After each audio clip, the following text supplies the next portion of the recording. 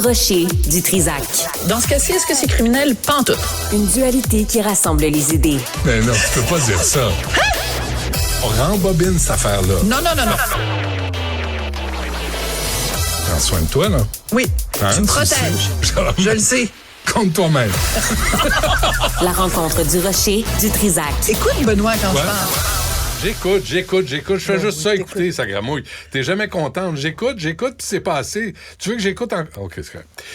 Il y a un article dans Le Devoir qui est intéressant, là, qui fait le suivi de ce que tu nous racontais hier, mais on en parlera demain, si tu veux. Ouais, c'est ça. Ben ça, c'est intelligent de commencer comme ça. Là, les auditeurs sont là. De quoi ils parlent? Ah, demain. La suite demain. C'est on comme va ça que parler t'attires les demain gens. des- Tu montes tes fesses un peu dans la vitrine, la porte est barrée. Tu dis, Ben, ah, tu demain, je sais, la débarre la porte. publicité qu'il y avait en France la semaine prochaine, j'enlève le haut. Oui.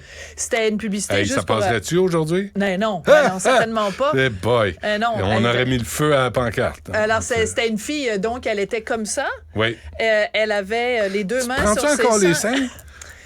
Ah oui, mais j'en ai, qu'est-ce que tu veux? Non, Toi, je t'as sais juste bien. à te pogner ce que t'as, Mais puis moi, j'ai je vais des me pogner mains. ce que j'ai. Excuse-moi. Mélange-toi pas! Mélange-toi pas!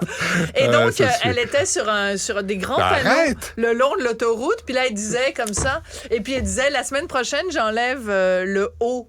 Puis là, tout le monde était bien énervé de voir, en effet, la semaine d'après, si elle allait enlever le haut, puis qu'on allait voir ses Ouais. seins. C'était très malin, parce que la semaine d'après, on la voyait de dos, et elle disait, j'enlève le bas.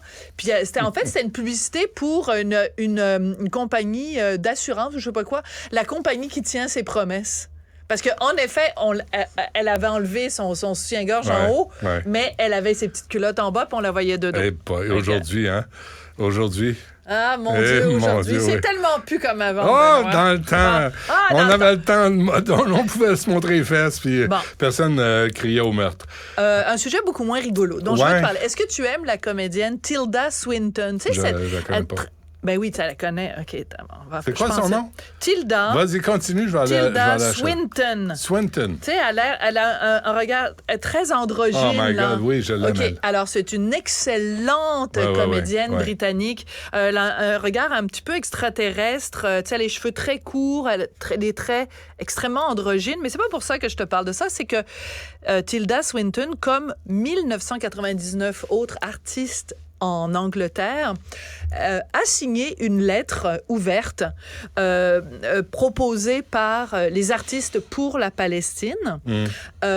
Dans cette lettre, on appelle à un cessez-le-feu. Ben, c'est pas surprenant, là. Tu sais, le NPD demande ça aussi. Oh, on n'aime pas la guerre. On n'aime pas la guerre. Il y a certains même députés libéraux, eux aussi, qui réclament un cessez-le-feu.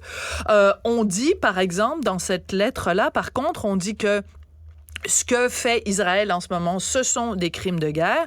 Et il y a cette phrase que je veux te lire dans la lettre. Je te signale que c'est ma traduction, hein, c'est moi qui l'ai traduit de l'anglais. Bien que nous condamnions tout acte de violence envers des civils et toute violation du droit international, peu importe qui les commet, nous sommes dans l'obligation de faire tout ce qui est en notre pouvoir pour mettre fin à la cruauté sans précédent qui est infligée à Gaza. On est le 19 octobre. Le 7 octobre, il s'est produit en Israël quelque chose que, comme être humain, je pense, on peut le qualifier de cruauté sans précédent. C'est-à-dire qu'il y a des bombes qui sont tombées à plein d'endroits sur la planète et il y a toutes sortes d'exactions qui ont été commises.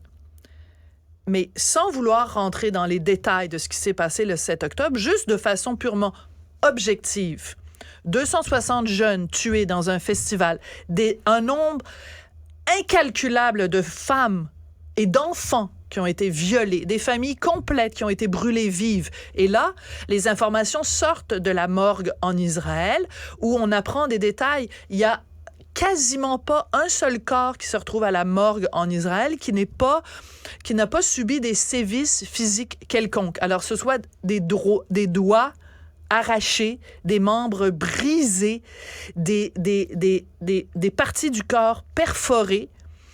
Tous les gens dont on retrouve qui sont morts sur le coup de balle, ce sont des balles dans le dos. Donc, des gens qui fuyaient, qui ont été tués dans le dos. Rajoute à ça 199 personnes qui sont en ce moment prises en otage et détenues à Gaza dans des conditions dont on ne peut que imaginer qu'elles sont insupportables. Je pense que pour Tilda Swinton et les 1999 personnes qui ont signé cette lettre, la moindre des choses aurait été, une condamnation de Hamas. Juste ça, déjà. Ça aurait été bien. Ça aurait été humain. Ça aurait été civilisé. Ça aurait été décent. Et 2, quand on parle de cruauté sans précédent infligée à Gaza, parfait, j'ai pas de problème, dites ça. Mais vous devez aussi avoir un mot pour ce qui s'est passé le 7 octobre. Et ce qui me choque particulièrement dans cette lettre, Benoît, c'est qu'on nous dit qu'il y a 2000 artistes en Angleterre qui ont signé cette lettre-là. Je veux bien croire que ça arrive très souvent. Tu signes une pétition, tu signes une lettre, t'as ton chum qui t'appelle en disant « Hey, on écrit une lettre pour dénoncer la complicité du gouvernement. Es-tu d'accord pour signer? » Tu signes, mais t'as pas vraiment lu la lettre. J'ose croire que c'est ça qui s'est passé parce qu'on nous dit que parmi ces 2000 artistes, il y a des comédiens, des artistes et des musiciens. Comment peux-tu être musicien, Benoît, et savoir ce qui s'est passé dans ce rave? C'est un rave dans le désert. T'as des milliers de jeunes qui sont là puis qui dansent à moitié tout nus sous l'effet de la... Tu sais, ont pris des champions magiques puis de l'ecstasy puis tout ça. Puis sont en train de flyer. Il paraît que c'était même... Il y avait un côté vegan. C'est les gens, ils prenaient des... Tu sais, ils dansaient avec des arbres puis tout ça.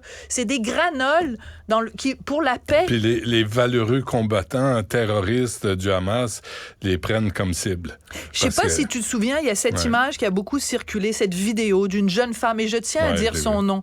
Elle s'appelle Noa Argamani, une jeune étudiante universitaire de 25 ans. On a vu les images terrorisantes. Je t'en parle, j'ai encore des frissons sur les bras, parce qu'on voit les prédateurs du Hamas, il n'y a pas d'autre mot, qui sont en train de la kidnapper, et elle est filmée et elle hurle, Benoît, pour sa vie. Elle dit « Ne me tuez pas, don't kill me, no, no, no, don't kill me ». Et il y a des musiciens, 11 jours après ces événements-là, après avoir vu ces images, c'est pas comme si on pouvait dire « On le savait pas, on n'est pas au courant, on n'a pas vu les images ». On a tous vu les images de Noa Argamani. T'es un musicien, tu signes une lettre, fine, tu veux... Je respecte tout à fait, et c'est vrai qu'il se produit des choses absolument atroces à Gaza, mais tu ne peux pas, 11 jours après ce qui s'est passé le 7 octobre, en toute décence et en toute humanité, rester silencieux et ne pas dire un mot sur des femmes violées, des enfants kidnappés, des personnes âgées, des survivants de l'Holocauste de 90 ans. Imagine-toi, ils ont vécu l'Holocauste. Ils ont trouvé refuge en Israël. Ils sont kidnappés, torturés, assassinés devant leurs propres enfants. Puis cette gang-là de petits ouin-ouin, de petits whack-whack, de musiciens, ils n'ont pas un mot à dire là-dessus. Ouais. On t'écoute à 2h30. Ne ratez plus rien.